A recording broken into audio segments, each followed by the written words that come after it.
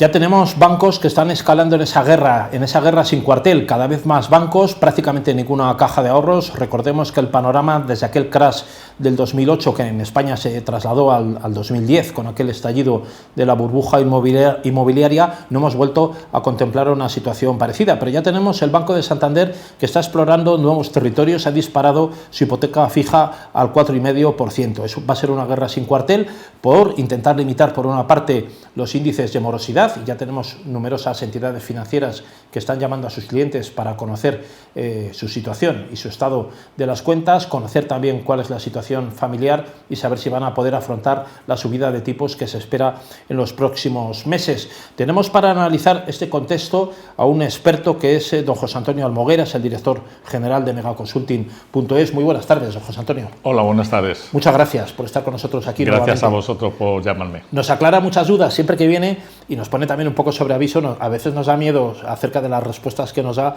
con temas que nos crean incertidumbre y también nos crean sosiego nocturno, ¿no? La almohada es una mala consejera para estos temas de las cuentas. Sí, pero no hay que tener mucho miedo. Es decir, la realidad es la que es, lo estamos viviendo día a día. Para todo hay solución. Es decir, yo les diría a todo el mundo, ¿hay crisis? Sí, hay crisis. ¿Cómo no va a haber crisis que lo estamos viendo? Pero siempre hay soluciones. Estabas hablando de los tipos de interés, van a subir, si es que tienen que subir. Es decir, yo cuando estudié la carrera sabía que para bajar la inflación, que es lo que ahora mismo tenemos muy mal, tenemos que subir los tipos de interés. Bueno, pues que lo sepamos. Es decir, durante un año o dos van a subir los tipos de interés. Lo que tienen que buscar las entidades financieras es una solución práctica. La solución práctica va por tres caminos.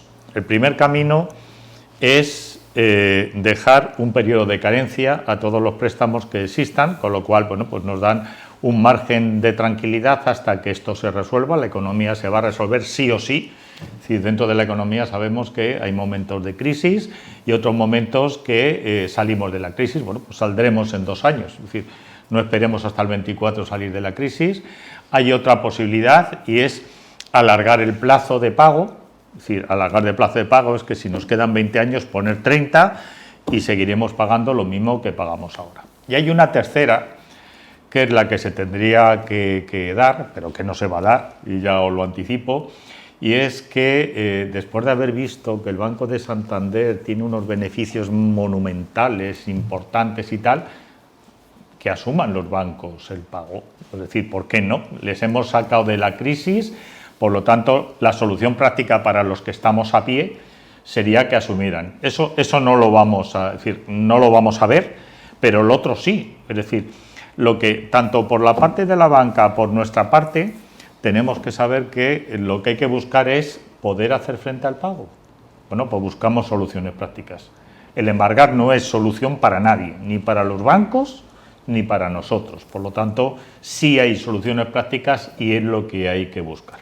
Bueno, todavía nos quedan, don José Antonio, centenares de miles de viviendas vacías de aquel estallido de la burbuja del 2010.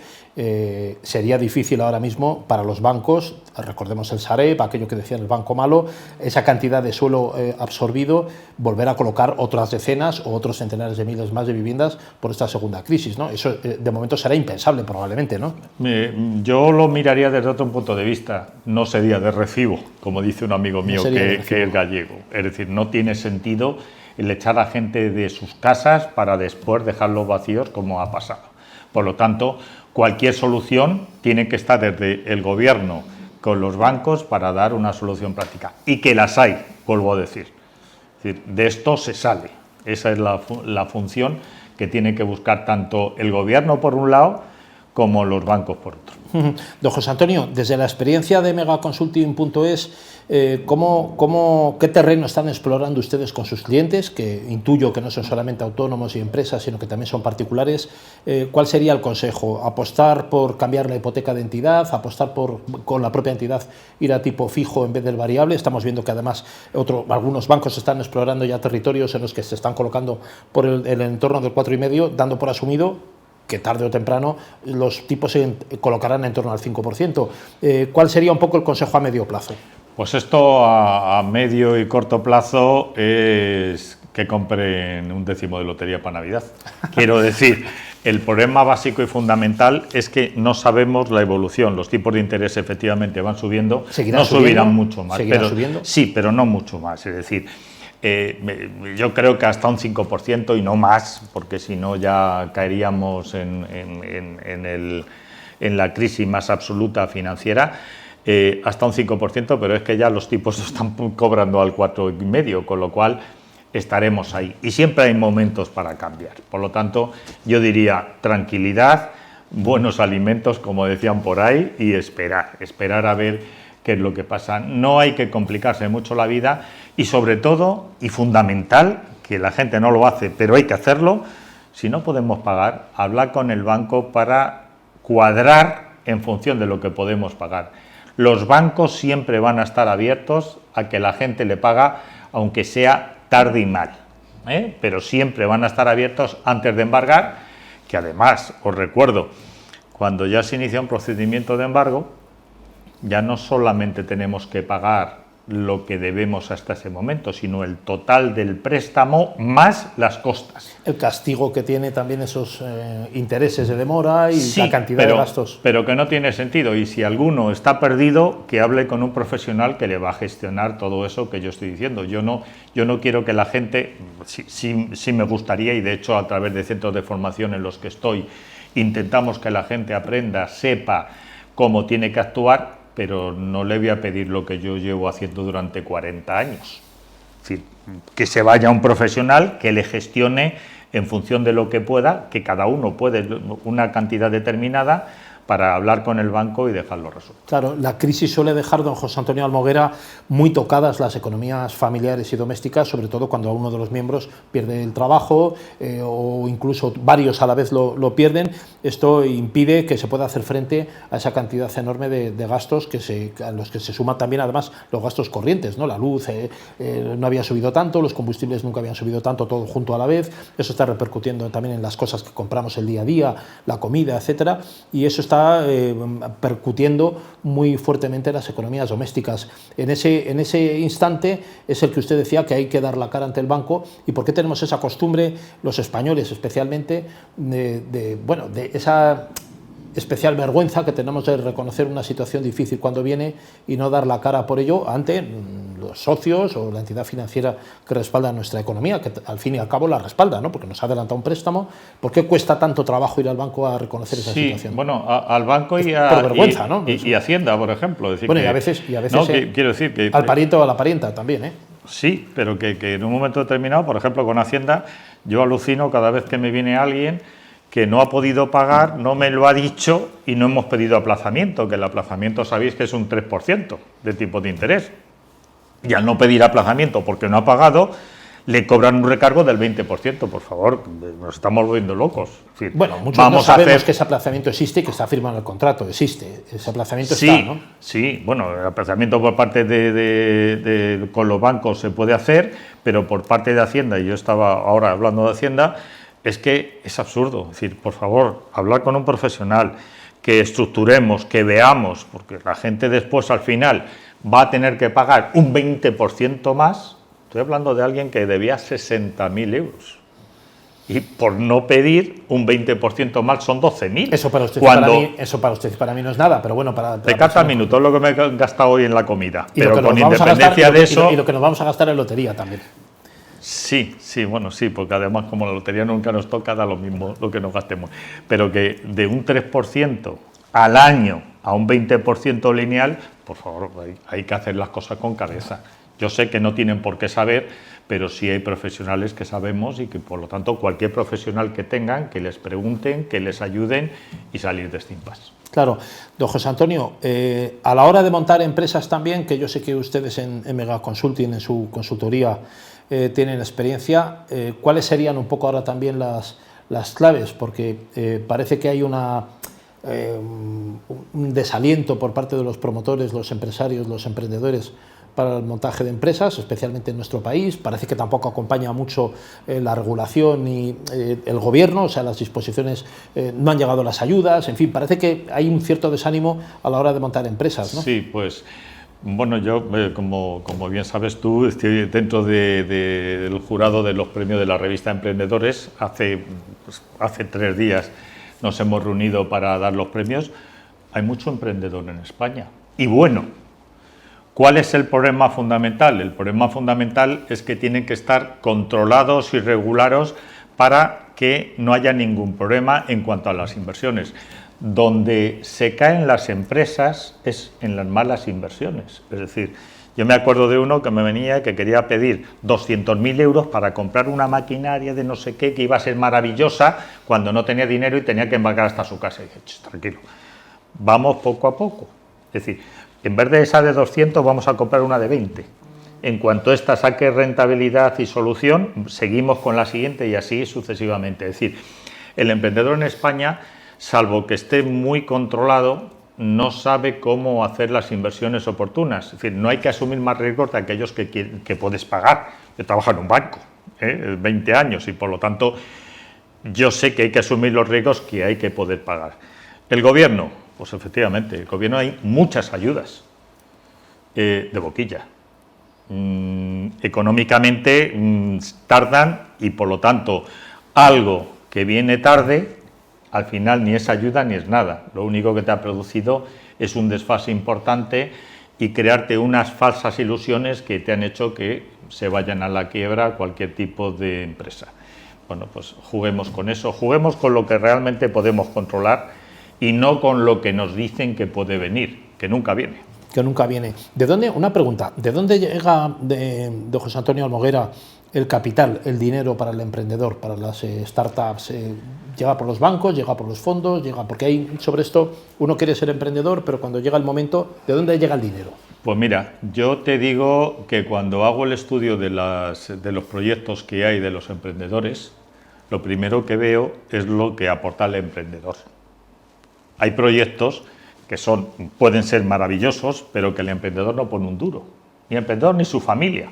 Si no pones un duro es que no crees en tu proyecto y por lo tanto, bajo mi punto de vista, no sirve para nada. Por lo tanto, es decir, una parte tiene que ser del emprendedor y su entorno y al menos el 60% puede ser financiación privada de bancos, comunidades que también sabéis que ayudan, pero el emprendedor tiene que poner dinero. Es decir, vuelvo a decir, un emprendedor que no cree en su proyecto porque no pone dinero, malo. No solamente poner la idea que sea brillantísima, no solamente poner esfuerzo y trabajo, no solamente liar a los amigos y a los socios, sino también además poner algo, ¿no? Sea Sí, 100 euros o 100.000, pero que darle un poquito de fe a tu propio proyecto. Sí, ¿no? Ideas tenemos todos. Quiero decir, si yo tengo una idea y meto a un montón de gente dentro de la idea, pues muy bien, pero ¿cuál es el tema fundamental?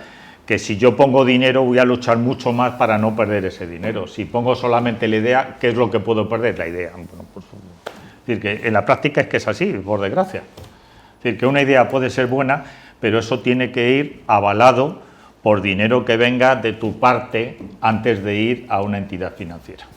Dentro de ese entorno de emprendedores, información financiera, este próximo viernes 11 de noviembre se organiza en Madrid Expo Financial, es una feria, es un evento enfocado al profesional, al mundo de la asesoría financiera, al mundo del informador también financiero y del economista. Va a tener lugar todo el día, durante toda la jornada, es como una especie de feria en el Hotel Intercontinental de Madrid. Cuéntenos un poco cómo está enfocada Expo Financial, qué viene a resolver después de este largo periodo de pandemia. Hemos hablado de ayudas del gobierno, en fin, el sector financiero también está tocadillo, ¿no? Porque han variado los tipos y hay un momento interesante para adquirir nueva información y reciclarse ahí, ¿no? Sí, Expo Financial está hecha por profesionales que somos todos, AIF, la Asociación de Asesores Financieros y Peritos Judiciales. Expo Financial llevamos muchos años haciéndolo, lo hemos hecho hasta ahora en el Club Financiero y ahora va a ir en el Hotel Intercontinental. El Club Financiero está ahora en obras. Está en obras, sí. Pero está creado para todo el mundo. Es decir, en Expo Financial lo que vamos a hacer y lo que estamos haciendo es buscar soluciones prácticas. Es decir, sabemos que hay una crisis.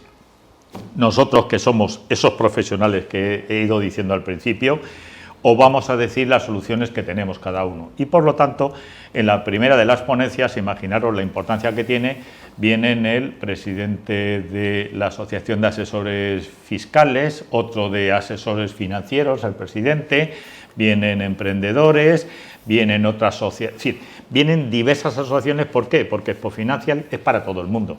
Expo Financial lo que hacemos es: dime cuál es tu problema, que lo sabemos, y si no te lo decimos cuál es tu problema si tú no lo sabes, y te damos soluciones.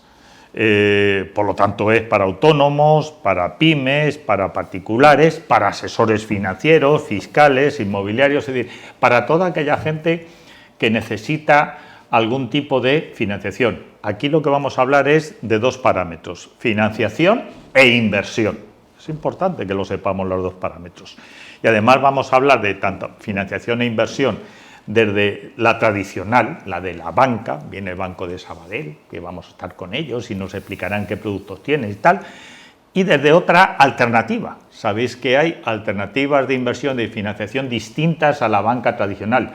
Ambos están regulados, ¿eh? Nosotros, yo estoy también en Círculo Financiero, que es un centro de formación, y en AIF, que es la asociación que lo lleva, y todo está regulado por el Banco de España y la CNMV. Es decir, nosotros, todos los que nos vienen, están legalmente establecidos y por lo tanto nos van a decir las soluciones prácticas que tenemos cada uno.